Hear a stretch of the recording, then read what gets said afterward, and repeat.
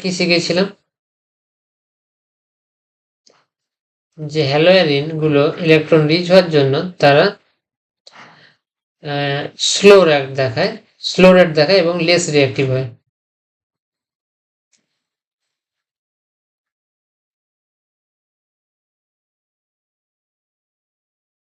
Less reactive হয়। আজকে আমরা পড়ব ইলেকট্রোফিলিক সাবস্টিটিউশন।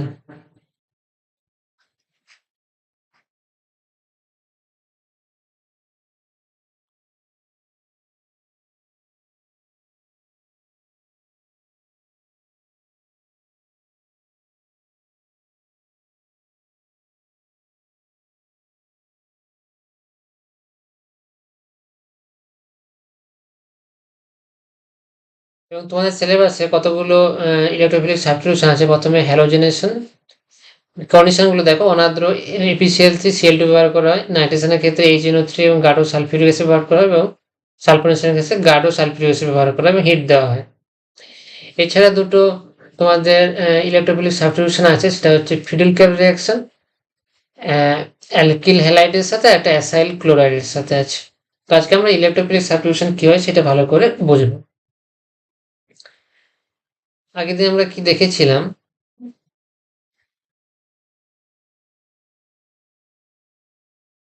এই যে হ্যালোয়ারিন মলিকুলগুলো, সেখানে হ্যালোজেন কি করে ইলেকট্রন ডোনেট করে এবং ইলেকট্রন ডোনেট করার কারণে তাদের অর্থ পজিশনগুলো ইলেকট্রন রিচ হয় এবং প্যারা পজিশন ইলেকট্রন রিচ হয়। এখন যদি কোনো ইলেকট্রোফাইল মিডিয়ামে রিয়াকশন মিডিয়ামে থাকে তাহলে রিয়াকশন হবে। এবং এক্ষেত্রে কিন্তু তোমাদেরকে বলেছিলাম অর্থ তো প্যারা পজিশনে সাবস্টিটিউশন হবে, সেল বেরোবে না, এক্ষেত্রে সেল থাকবে। তাহলে অর্থ পজিশন অথবা প্যারা পজিশনে সাবস্টিটিউশন হবে। একসাথে দুটো পজিশনে হতে পারে বা কখনো অর্থ হবে কখনো প্যারা হবে, সেটা আমরা ধীরে ধীরে বুঝবো।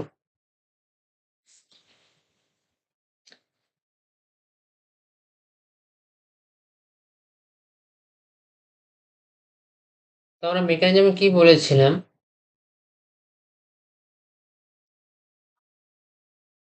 নর্মাল যদি বেঞ্জিন ভাবো যে কোনো হ্যালোজেন নেই, তাহলে বেঞ্জিনের যে কোনো কার্বন কি করবে, প্রথমে ইলেকট্রোফাইলকে একটা ইলেকট্রন ডোনেট করবে, ওয়ান ইলেকট্রন পেয়ার ডোনেট করবে, কারণ zero electron vacant P orbital vacant orbital আছে, তো ইলেকট্রন পেয়ার ডোনেট করবে। তাহলে যদি এই বন্ডটা যদি ইলেকট্রন পেয়ার ডোনেট করে,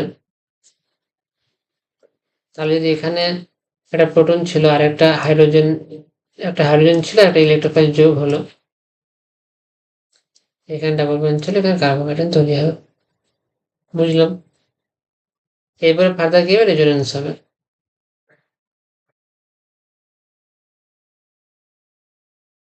আমরা একই জিনিস বারবার দেখাচ্ছি, কারণ তোমরা 11-এ কতটা ভালো করে কেমিস্ট্রি পড়েছো সেটা ধারণা নেই, তার জন্য আমরা বারবার সহজ করে বারবার দেখাচ্ছি।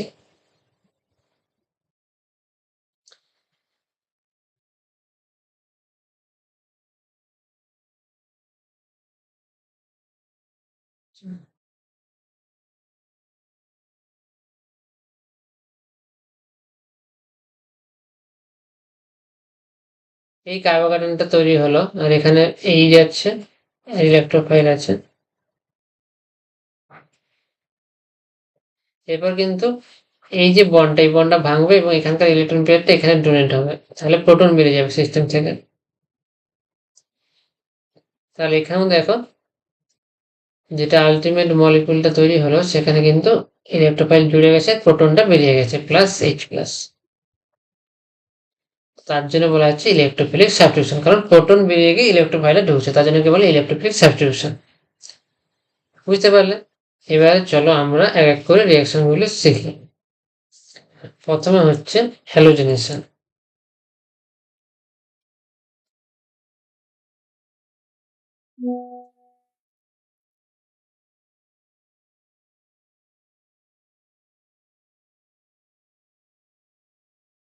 তো হ্যালোজেনেশনে কি রিঅ্যাকশন ব্যবহার করা হয়? Cl2 প্লাস FeCl3,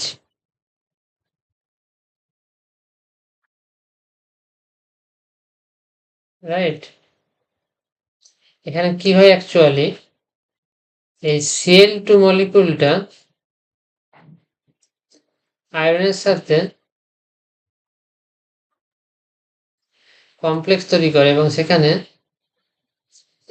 এই Cl2 মলিকুলটা পোলারাইজ হয়ে গিয়ে এখানে ডেল্টা প্লাস হয় আর এখানে Cl এ ডেল্টা মাইনাস হয়, তার সাথে আয়রন জুড়ে যায় Cl3, এবং তখন যেহেতু ইলেকট্রোফাইল তৈরি হয়ে, দেখতে পাচ্ছ Clটা যখন ইলেকট্রোফিলিক হয়ে যাচ্ছে আর বেশি ইলেকট্রোফিলিক হচ্ছে, প্রথমে ইলেকট্রোফিলিক ছিল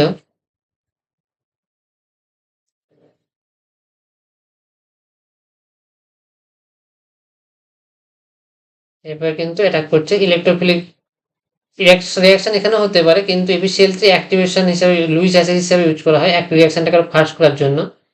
তো সেলকে অ্যাটাক করলো, এই বন্ডটা সম্পূর্ণভাবে ভেঙে গিয়ে FeCl4 মাইনাস তৈরি হয়, এখানে কমপ্লেক্স হিসেবে এখানে তৈরি হয়, এখানে সেল যে প্লাস হিসেবে যোগ হয়।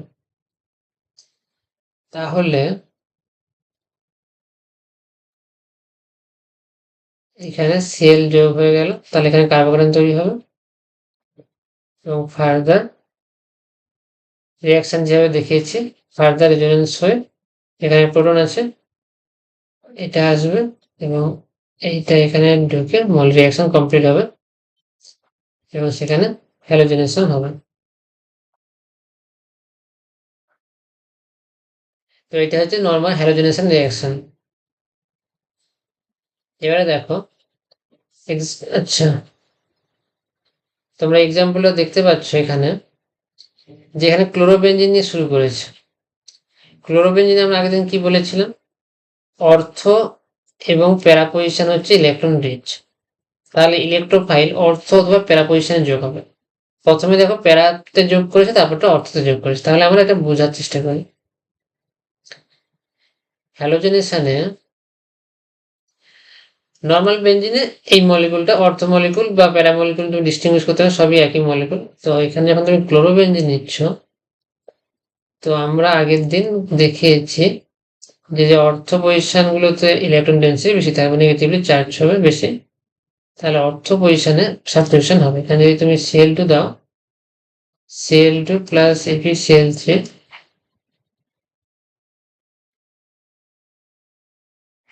Cl3, তাহলে দুটো প্রোডাক্ট তৈরি হবে, অর্থতে হবে, অর্থতে যদি হয় তাহলে এখানে কার্বোকার্বন তো এখানে তৈরি হবে,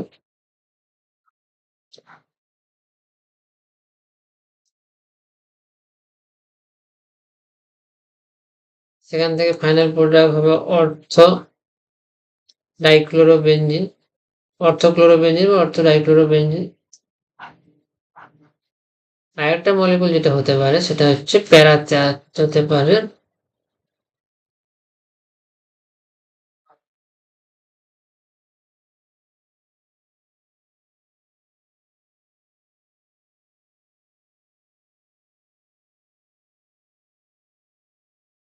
তো এখানে কার্বোকার্বনটা এখানে চলে যাবে রেজোনেন্সের মাধ্যমে,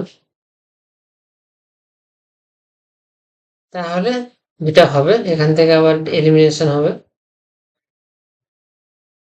ফাইনাল প্রোডাক্ট যেটা আমাদের হবে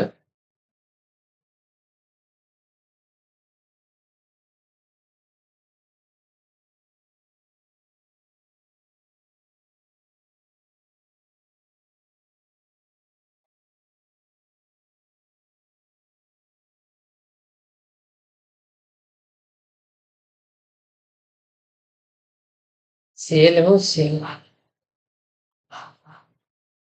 তাহলে এটা অর্থ প্রোডাক্ট, এটা প্যারা প্রোডাক্ট।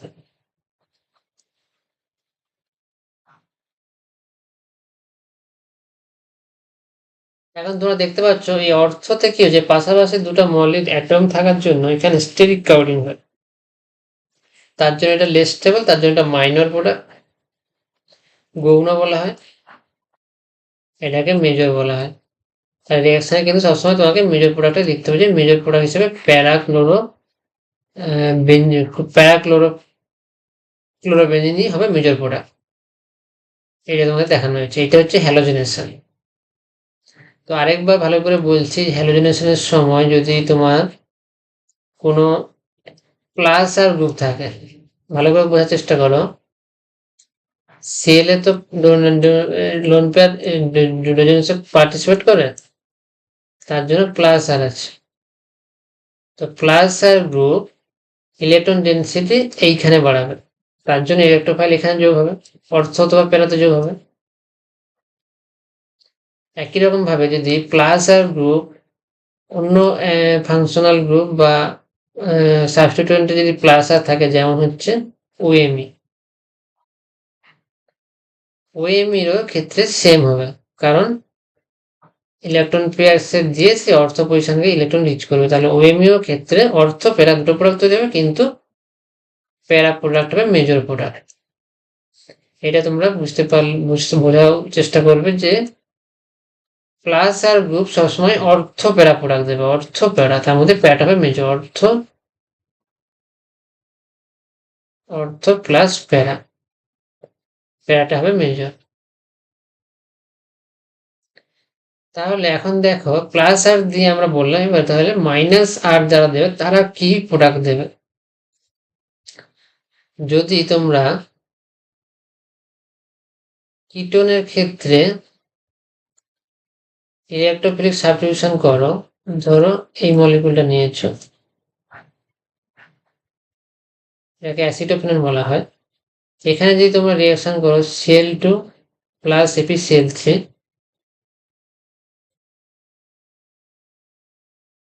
সেক্ষেত্রে কি প্রোডাক্ট তৈরি হবে, তোমরা মুখস্থ যদি করো তাহলে অর্গানিক কেমিস্ট্রি কোনোদিন বুঝতে পারবে না। তাহলে এখানে আগে দেখো, রেজোনেন্স করে দেখো কোথায় ইলেকট্রন ডেন্সিটি বেশি কম। তাহলে এই ইলেকট্রন উইথড্রয়িং গ্রুপ, তাহলে এটা মাইনাস আর দেখাবে। কিভাবে? এই বন্ডটা অক্সিজেনের মধ্যে খুলে মাইনাস চার্জ করবে, তাহলে এখান থেকে ইলেকট্রন টেনে নেবে, তাহলে এটাকে আমরা বলছি মাইনাস আর। তাহলে এখানে ডেল্টা প্লাস তৈরি হবে, এখানে কার্বোকাটায়ন তৈরি হবে। রেজোনেন্স স্ট্রাকচার ড্র করবো আমরা। ক্লাস 11-এ যারা অর্গানিক কেমিস্ট্রি বোঝোনি তারা এখন বুঝতে পারছো যে কতটা জটিল হচ্ছে জিনিসগুলো। তো যারা অর্গানিক কেমিস্ট্রি 11-এ ফাঁকি দিয়েছো তারা জুনিয়রদের বলবে 11-এর কেমিস্ট্রিটা বোঝা কতটা ইম্পর্টেন্ট। এবার ফার্দার এখানে লোকালাইজেশন হবে, ডিলোকালাইজেশন। আর তোমাদের টিচারটা যারা তোমাদেরকে বলেনি যে ক্লাস 11টা পড়া কত ইম্পর্টেন্ট, এখন বলবে যে ক্লাসে আমরা এগুলো বুঝতে পারছি না। তাহলে এখানে প্লাস চার্জ তৈরি হচ্ছে, এরপর ফার্দার এখানে কনজুগেশন হবে। এই জন্য পড়াশোনা করবে এমন টিচারের কাছে যে তোমাকে বলবে যে কখন কোনটা প্রয়োজন হবে, যদি সেটা না বলতে পারে তাহলে তুমি আগামী সম্বন্ধে সতর্ক থাকতে পারবে না। যাই হোক, তো আমরা দেখলাম যে যখন মাইনাস আর এফেক্ট থাকবে, মাইনাস আর থাকবে, তখন আমরা দেখলাম অর্থ পজিশনে ইলেকট্রন ডেন্সিটি কমে যাচ্ছে। এবার ইলেকট্রোফাইল তো যেখানে ইলেকট্রন ডেন্সিটি বেশি সেখানে অ্যাটাক করবে, ইলেকট্রন রিচ যেটা, তাহলে এখানে কম্পারেটিভলি মেটা পজিশন ইলেকট্রন রিচ, কারণ এখানে রেজোনেন্সের ফলে প্লাস চার্জ আসেনি, তার জন্য এইখানে প্রোডাক্ট তৈরি হবে মেটা।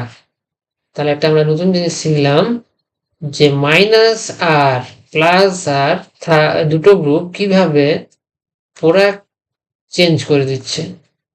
কিটোনের ক্ষেত্রে কিন্তু অর্থ প্রোডাক্ট তৈরি হবে না, শুধু মেটা প্রোডাক্ট তৈরি হবে, তুমি যেদিকেই করো না কেন একই প্রোডাক্ট। তাহলে আজকে আমরা হ্যালোজেনেশন দেখলাম। হ্যালোজেনেশন ইলেকট্রোফাইল কি না, halogen cation Cl plus Br plus, এগুলোই হবে হ্যালোজেনেশনের ক্ষেত্রে ইলেকট্রোফিলিক রিয়েজেন্ট। ইলেকট্রোফাইল কারা? Cl প্লাস Br প্লাস, যদি কম্বিনেশন করো Br2 FeBr3, যদি তোমরা Br2 নাও আর তার সাথে যদি FeBr3 নাও, সেক্ষেত্রে আমরা দেখতে পাবো যে ইলেকট্রোফিলিক রিয়েজেন্ট হচ্ছে halogen plus, Cl plus, Br plus. তারপর আমরা কি দেখলাম, বেঞ্জিনের ক্ষেত্রে যে কোনো জায়গাতে সাবস্টিটিউশন হতে পারে, সেটা আমরা রেজোনেন্স করে দেখালাম তোমাদেরকে কিভাবে এই মেকানিজমটা হয়, প্রত্যেকটা স্ট্রাকচার আমরা ডট করে দেখিয়েছি। তারপরে আমরা বললাম যদি ক্লোরোবেনজিন থাকে তাহলে তার অর্থ প্যারা পজিশন ইলেকট্রন রিচ হবে, তার কারণে সাবস্টিটিউশন অর্থতে হতে পারে, প্যারাতে হতে পারে। এখন স্টেরিকের কারণে প্যারা হবে মেজর, এটা আমরা ডিসকাস করলাম। তারপরে বললাম যদি ক্লোরোবেনজিন, মিথক্সি এরকম প্লাস আর গ্রুপ থাকে, সেক্ষেত্রে অর্থ প্যারা পজিশন বেশি ইলেকট্রন রিচ, তার জন্য ইলেকট্রোফাইল অর্থ প্যারাতে অ্যাটাক করবে, কিন্তু প্যারাই হবে মেজর প্রোডাক্ট। তারপরে যেটা আমরা বোঝালাম, মাইনাস আর গ্রুপ যারা ইলেকট্রন টেনে নেয় রেজোনেন্সের মাধ্যমে, তাদের ক্ষেত্রে মেটা প্রোডাক্ট হবে মেজর প্রোডাক্ট। কেন মেটা প্রোডাক্ট মেজর প্রোডাক্ট হবে? কারণ মেটাটাই হচ্ছে মোর ইলেকট্রন ডেন্সিটি রিচ, মেটা পজিশন হচ্ছে মোর ইলেকট্রন রিচ, ইলেকট্রন রিচ, তার জন্য মেটা প্রোডাক্ট হয়ে যাবে। তো পরের দিনে আমরা সালফোনেশন, নাইট্রেশন, বাকি ইলেকট্রোফিলিক সাবস্টিটিউশন রিঅ্যাকশনটা কমপ্লিট করব। দেখা হচ্ছে আমাদের পরের ক্লাসে তাহলে।